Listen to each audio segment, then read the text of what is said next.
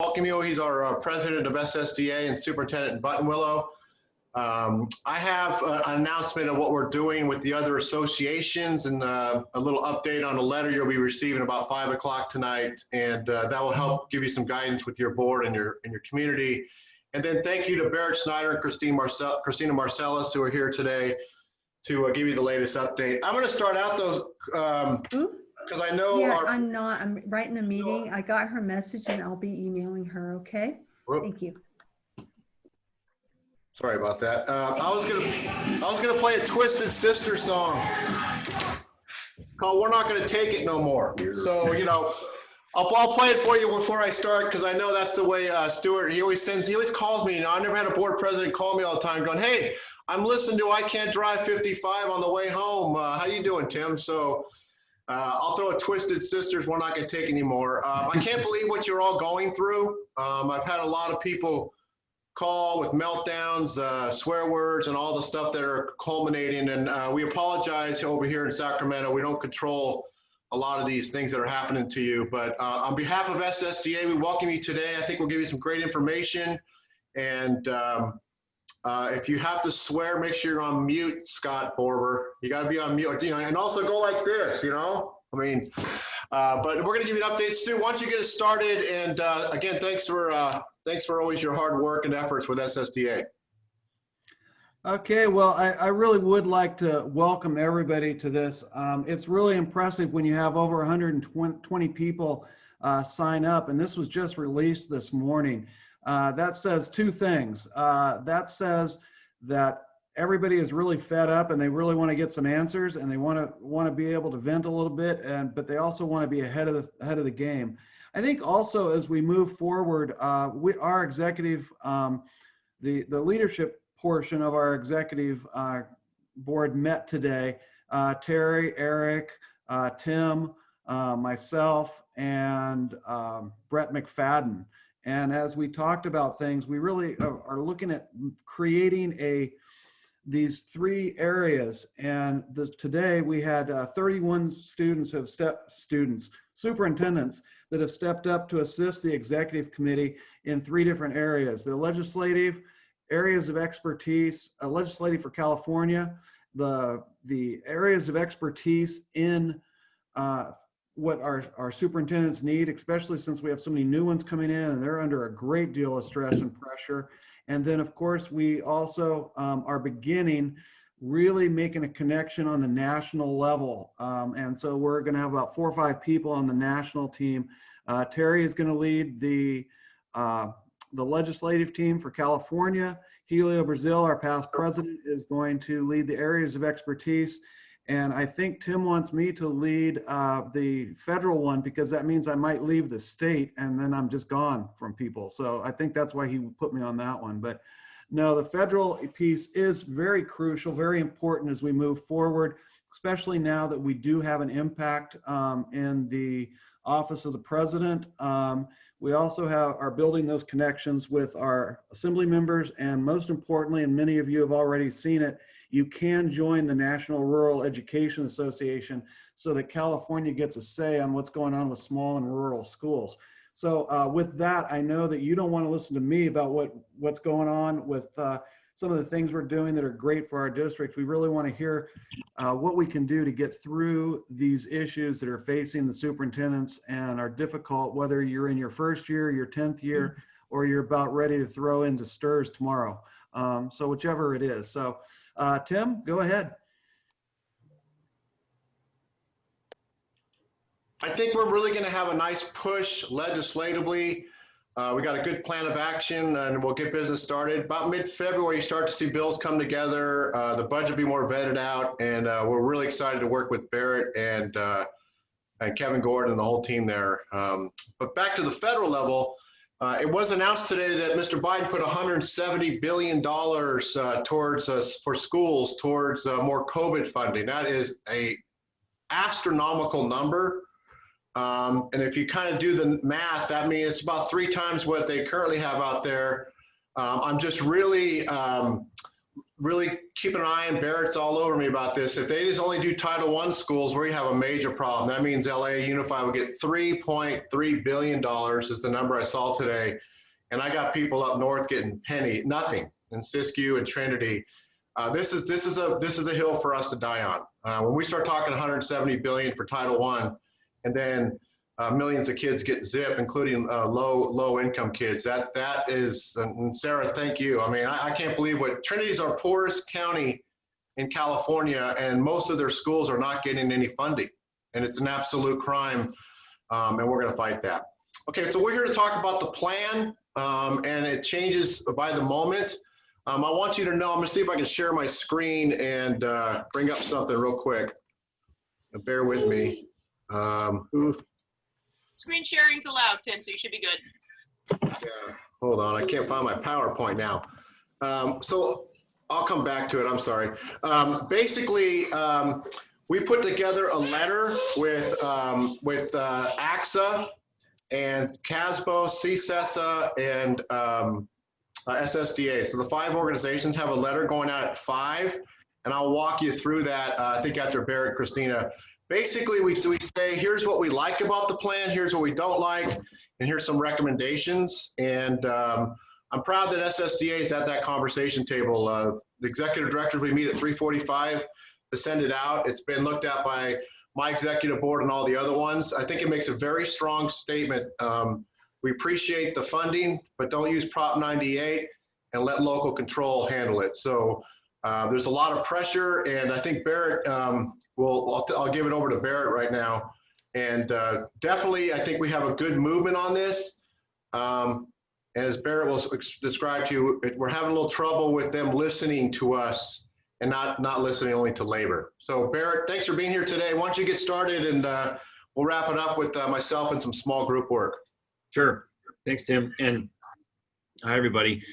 We wanted to get in front of you. I know there have been a lot of questions with this new guidance that dropped, and we wanted to, didn't want you guys going into the weekend with all the anxiety. And so we're going to try, and my colleague, Christina Marcellus, is here somewhere. So I'm here. There she is. The voice from above. There we go. So Christina and I will kind of tag team here what we know. And the big caveat was sort of right up front is there are still a lot of questions. We have a lot of questions, for example, crosswalking what it was in the old guidance and what is in the new guidance. I will tell you, I asked that question directly to someone in the administration who works for the governor, and they did not yet have an answer. But what they have been telling us is they say, well, people already have COVID plans, so this shouldn't be that difficult. Okay, so that's our response. So that's kind of the status of where we are having come out yesterday. It's 50, 60 pages of new guidance. We are going to do some work to do a crosswalk on that and get it out to you guys as soon as we can. But we want to do it. So first thing I want to clarify, based on some of the questions I've been getting, is just to do a little distinguishing here. The governor's plan to reopen that was first dropped over the holidays that we talked about. That's the plan that was tied in his proposal to the $2 billion. There's actually trailer bill language on that. And it's this program where if you do these things, then you will be eligible to receive, a per kid amount that's in this $2 billion bucket. That is a separate proposal, right?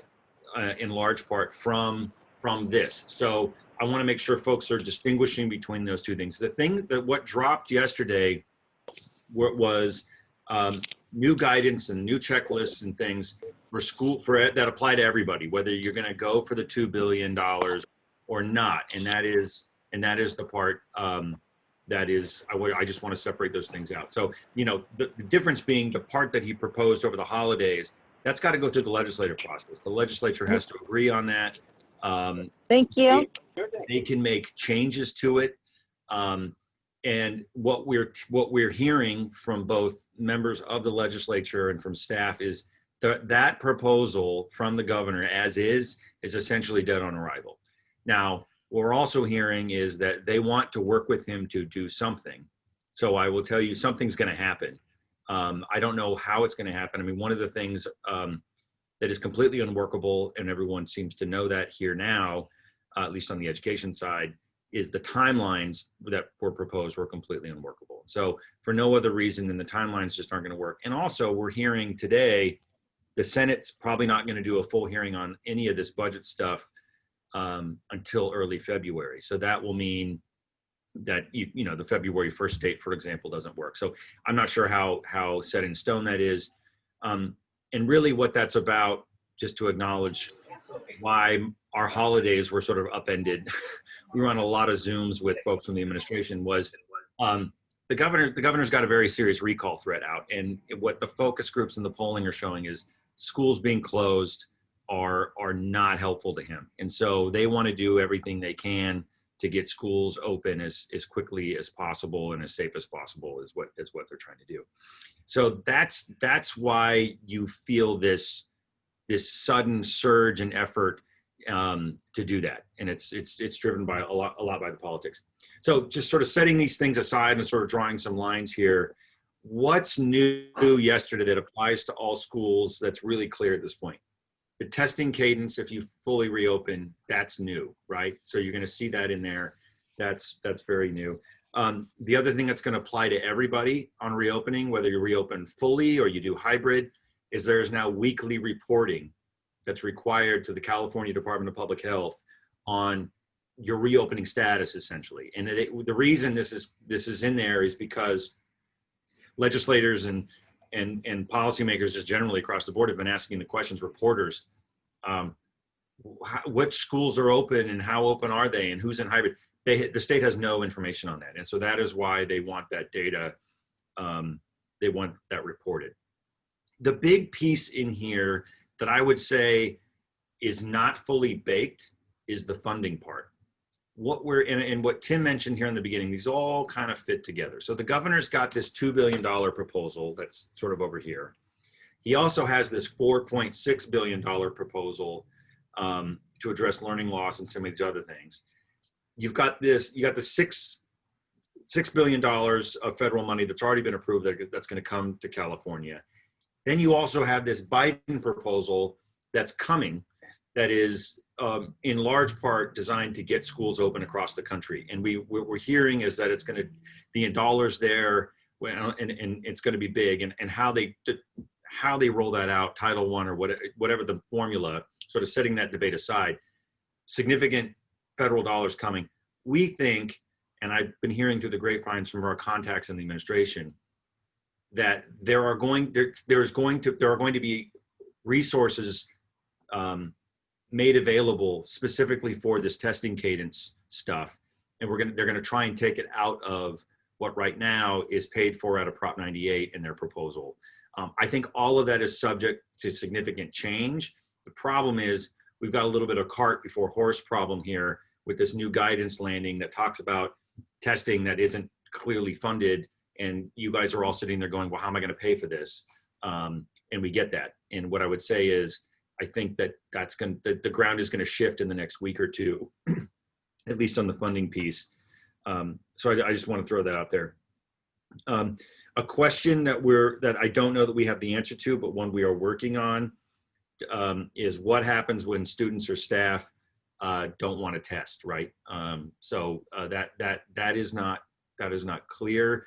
Other than to say, kids are, no one appears to be mandated for testing here. The mandate seems to be that you're providing the testing, not that you're testing. It's a weird thing. We're trying to get some clarity from the administration on that piece.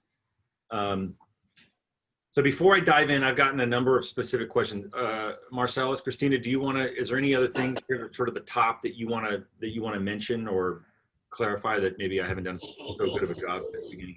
No, I think that's it. We have gotten, just so you know, Barrett and everyone, we've gotten a list of questions in advance of this. And while you were giving that overview, I've been trying to go through and answer the ones that we could answer. As you might imagine, a lot of them are going to require us to follow up and get back to you. So just know if you submitted an answer to Tim or Corey, we have it too, and we'll be chasing those down. I muted myself. Let me jump in on. So what would be great is if we're admittedly not going to be able to answer all these questions because I think they're just some of them are unanswerable at this stage. Yeah. We'll be working on this over the weekend, and we'll be engaging with the administration. If you have questions, if you could send them to Corey, Corey, if you could send them to Corey, and what we'll do is next week we will put out in writing some clarity to all those things. Probably early in the week is what we're going to try and get them out as soon as possible, and we'll just send them to everybody that's here. Send them out to the listserv so everybody's got them, so we can get you guys questions as soon as possible if that works. But we'll try and cover as many of them here today as you want. We just really want you guys to know we're working on this, and we're working with the other statewides with SSDA and AXA and CSESA to work on this together. Tim and I were on a call last night with the executive directors and the GR staff from all those statewide organizations. So we're all pushing on it. So I don't know, Christina, do you just want to take some, or Tim or Corey, if you how about this? How about this? Let me intervene at this time. Then I think we'll break into some small groups while you know, and keep sending the questions, you guys. But let me see. I think I can show you what we're going to do. Here we go.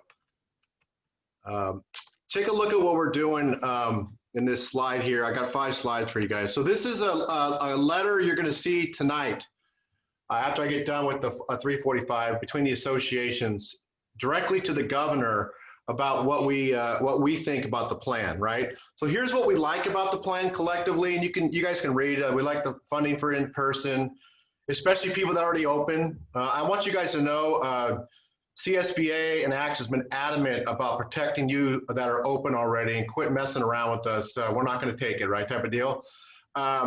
We want more consistency. There's too much inconsistency in the guidelines. I think we guys are all frustrated between OSHA and a partridge in a pear tree and your local and everything else. We want to be able to procure personal equipment. We went back and forth on this one, you guys. You know, Eric Bonnickson pointed out, if we have the state procure more equipment for you, you might get it in 2024. Just get us the best deals, and if you guys need it, most of you guys are loaded up with some equipment. And if they put billion, like let's say put like a couple $100 million to that, it's just going to go more on top of your other ones. We want vaccine to be the absolute thing they focus on, right? Let's put money and time into vaccines, not this plan that's 6 months old. We do like, you know, we like the fact that the current elementary school system, the waiver system is being replaced by something else, but we didn't want it to be more taxing. The data system we like. So this is the part we don't like. How do you increase participation? How do you get more schools to get into it? We got hundreds of schools saying they're not taking a penny because of this plan, which is a joke. First, don't use Prop 98 funds for non-instructional expenses. We don't pay for vaccinations for kids coming into school out of school money, and now they want to do that. He took $2 billion out of Prop 98 money, and Capital Advisors caught onto that right away, and that's not, we don't want to start that type of world, right? The testing requirements where all students must be tested is almost a deal breaker in many cases. It really takes away from the cost. The 450 cost now is done. Plus, it's a nightmare for you guys. Again, focus on vaccinations, my thing. And then this is the one I really appreciate Vernon. He's from the executive director of CSBA. This is one he's really adamant about. As you guys are already working and doing a good job, this will cause unintended closures. This plan's the people up and running may have to close now because of that. We're really against that. So recommendations we have, let's do a 2-track plan. Those are open. Give us the 450 and get out of our face. All right, we're working locally. It's going well. We recommend the state templates for safety plan. Let's make that less taxing for those currently open. And then you can read the last one.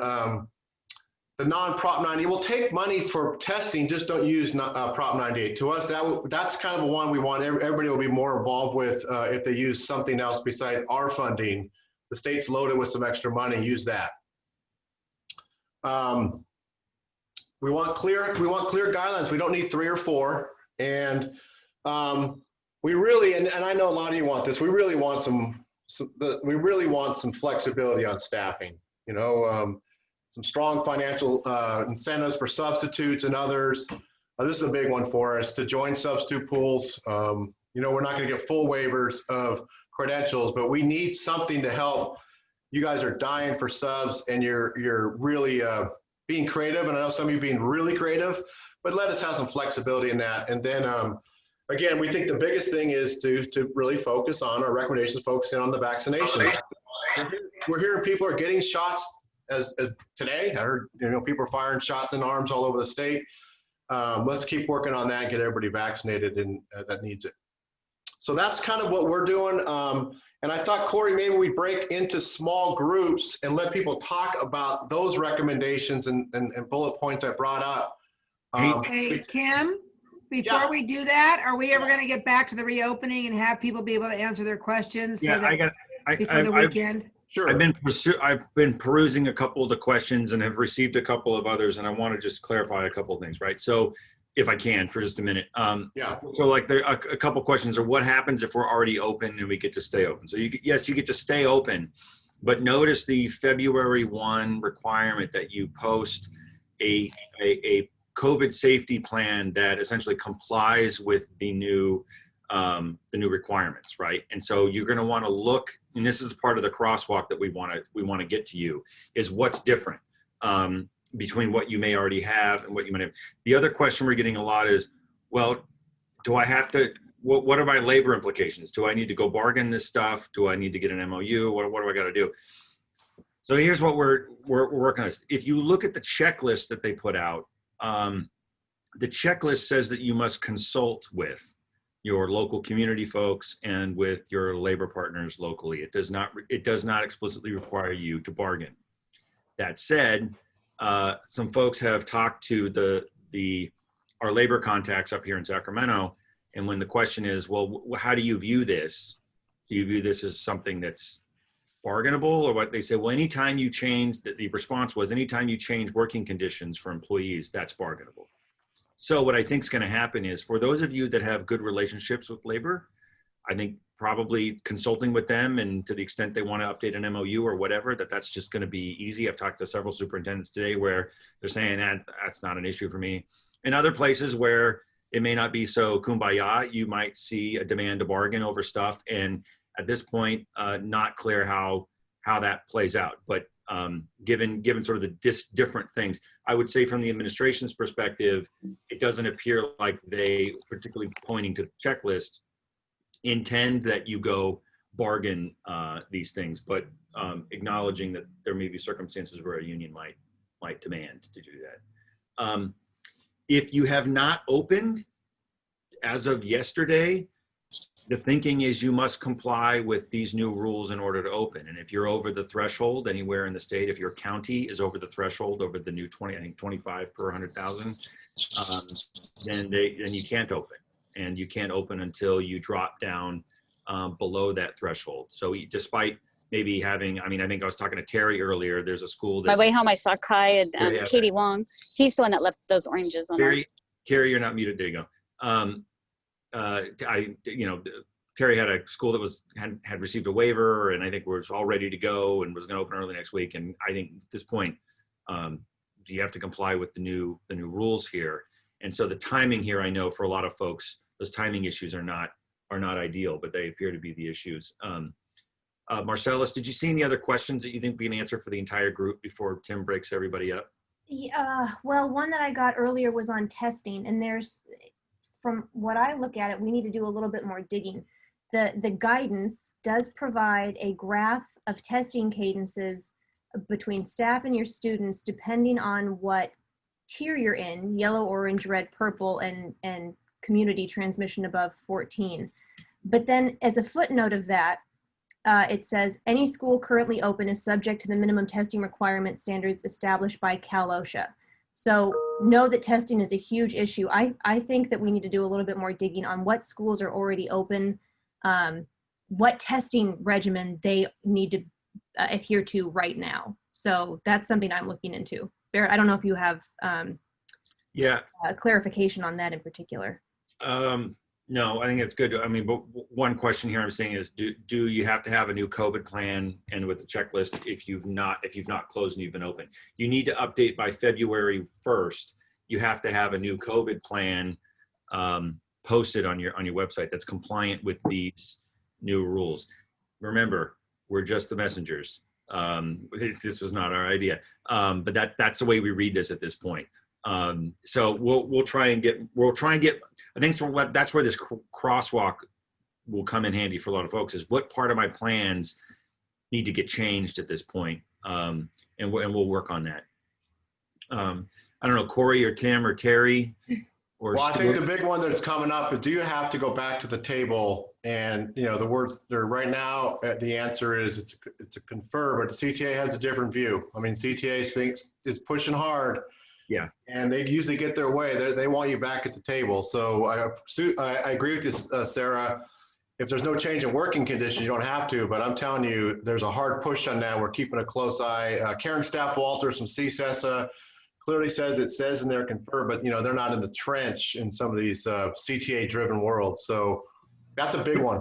I think as far as the checklist is concerned, and then you just have to meet and confer and consult, all that kind of stuff. But what's going to matter is whether your local bargaining unit sends a letter and demands to bargain. And you know, it's kind of unclear until we really do the crosswalk.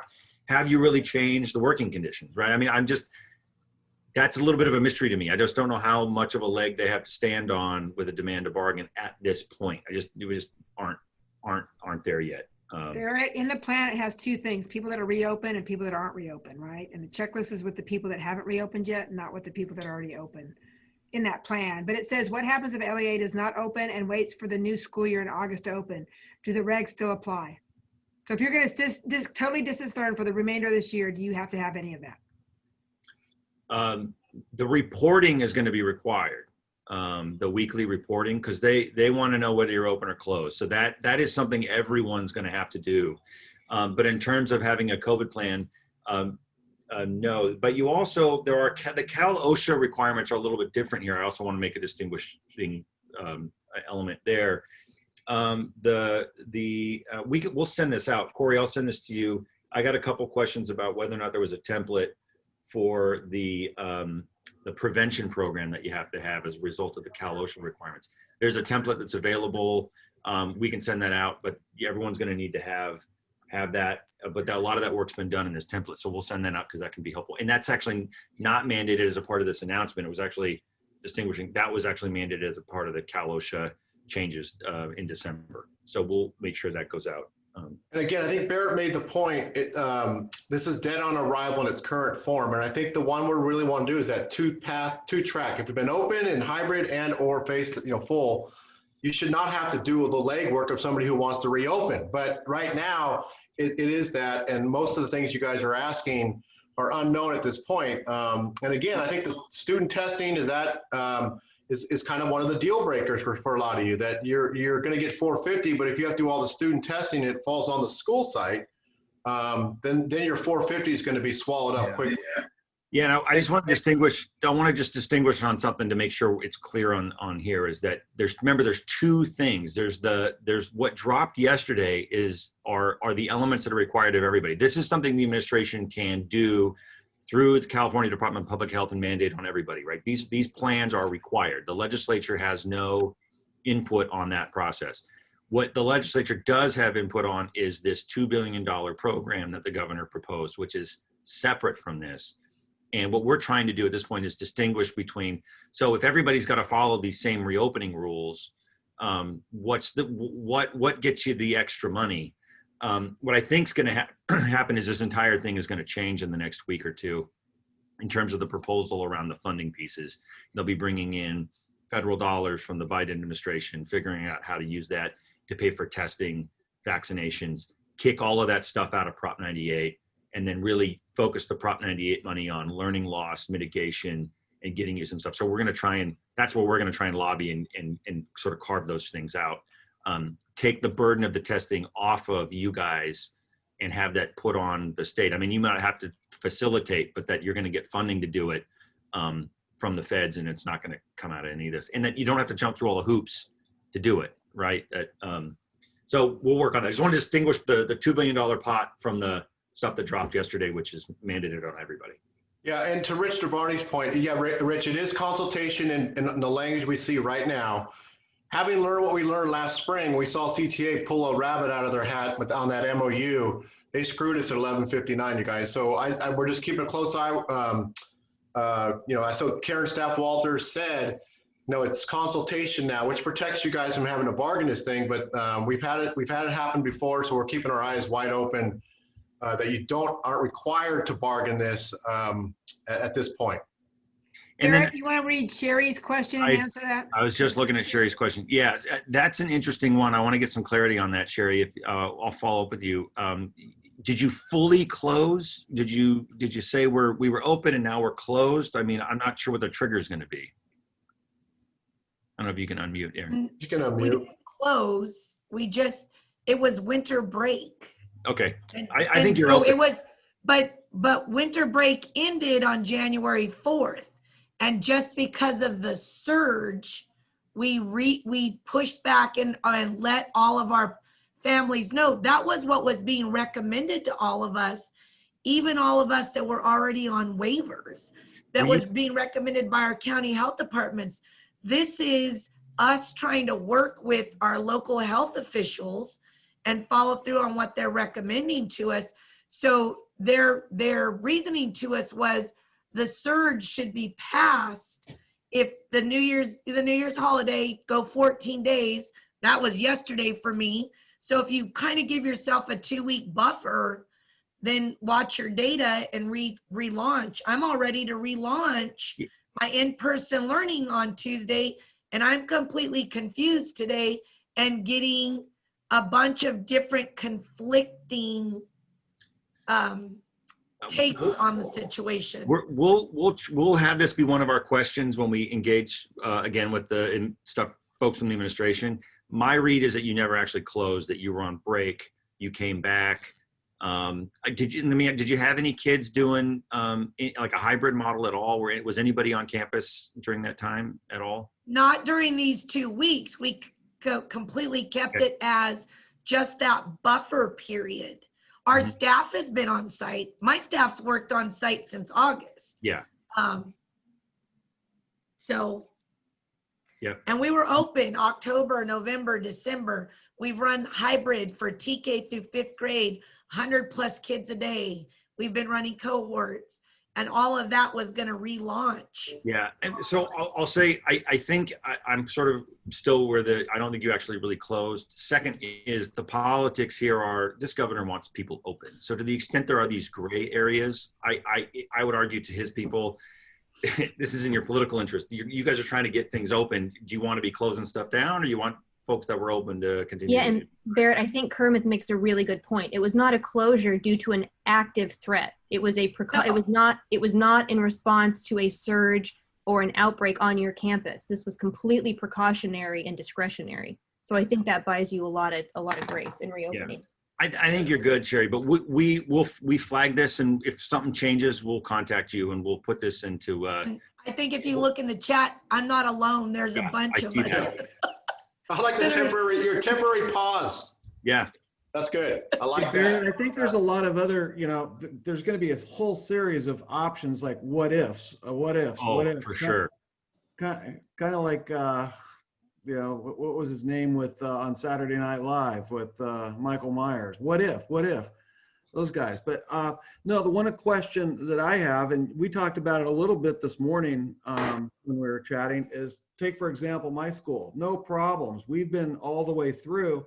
And then we get 2 COVID cases, an MOT director and a teacher last night. And we finally completed shutting everything down today at 9:30 last night by sending out the last messages to everybody. But the reality of that is the only reason we closed, and that's what the health department told us when I talked to them this morning, when I got off that phone call really quick, was that they said, did you close because of COVID, or did you close because you couldn't provide the service? Well, when 4 of your 5 bus drivers and MOT workers go out, you obviously can't clean the school if everybody's on campus. So we have 1 custodian when we usually have 5 for the next 2 weeks. So we had to close and go back to distance learning just to make sure everything gets a total cleaning, and that we get everybody through the possible expansion of COVID on the campus. So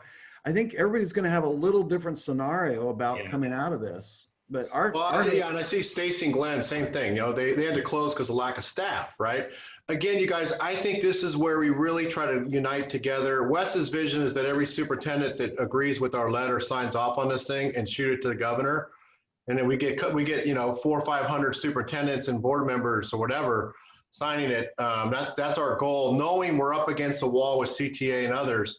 Remember, just one thing to remember, this seemed to have started back on November 2nd, 8th or something like that, when the sixth district said, hey, we have 25% of kids in California and we want to reopen, but we need a lot more money.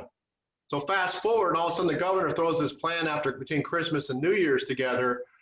Thank you very much. And then there's $2 billion going to help schools reopen, right? So why are we dealing with the schools that are already open? Just let them reopen, send them the 450. Maybe you have to do the reporting thing, but I don't think if you're already in a group, that's what we're going to fight for between now and with the legislature. And that's the stance we're taking as all the associations are on board with that, right? And then if you have never been reopened, you're probably going to have to jump through some new hoops. And I don't know if we can stop that one. So to me, that's what we're really fighting for collectively as a group. Are there any other questions before we got a couple minutes before we can go into a breakout? Is there any other questions, Terry? Anybody that you see on there? I know that one, I don't know where it was, but it talked about bringing on any additional people if you've already been reopened. Somebody read it in the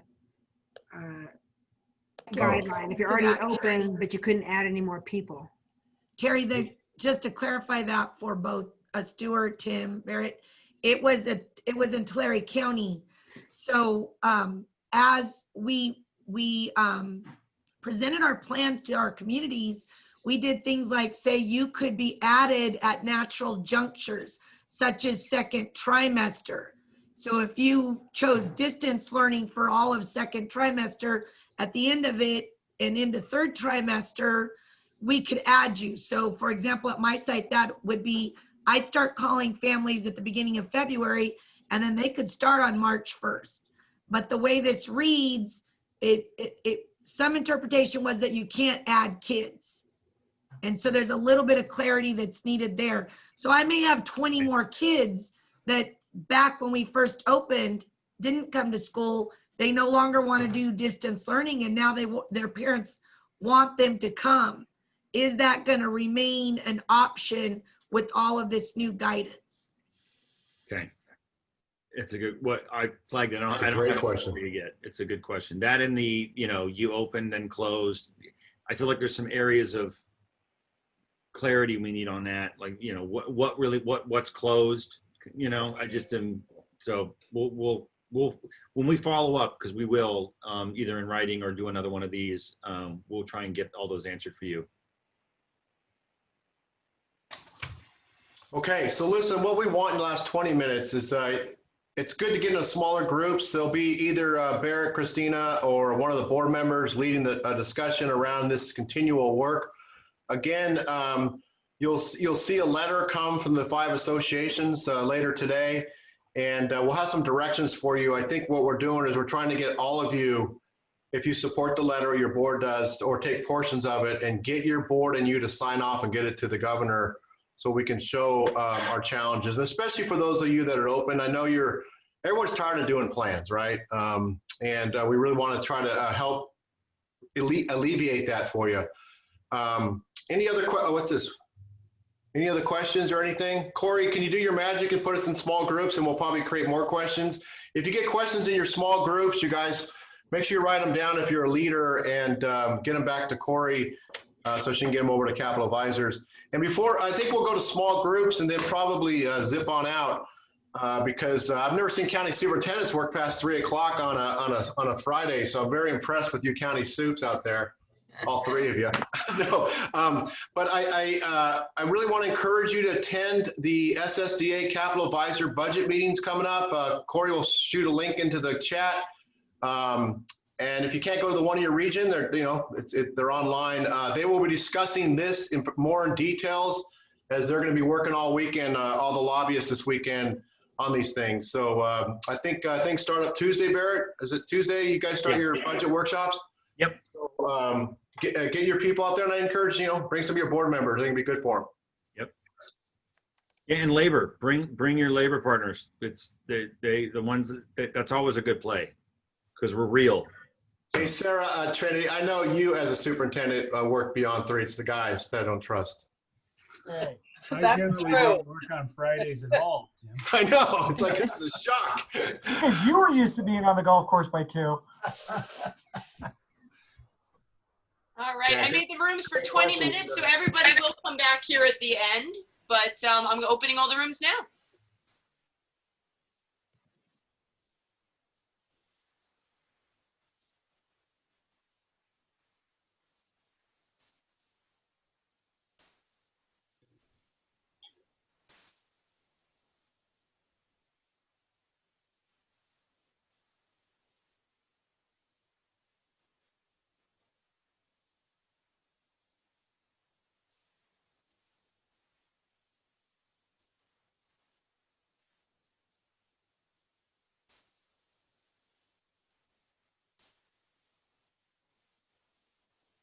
All you guys. So, That's what you think. and unlike the rest of you people, I gave away a $25 gift card. So, Hey, I don't think your board approved that. yeah, well, I'll take it out of my pocket. Simmer down, Terry, because I was the winner. Yeah, That's Melanie. fine. I approve. I approve. I think I said Starbucks, but it might just be at a secondhand garage sale in your county. I don't know, Mel. But hey, listen, everybody, very good conversation. And for those of you that ran it, please send your notes back to that. Is there anybody has a parting comment or word? Linda, you've been around SSDA the longest. Give us a parting. Hey, Tim. Yeah, who's that? Nicole. You said you wanted us to sign a letter with our board. Are you gonna send it and we're gonna format it on our letterhead and send it in? What are you gonna do? Yeah, I think you'll see it on Word, and I'll be talking to the other executive directors how we're going to do that collectively. We're expecting that from school boards and hopefully superintendents. Thanks for that question. Linda, we need a parting comment on a Friday afternoon. Flexibility is the key to mental health. But then again, so's wine.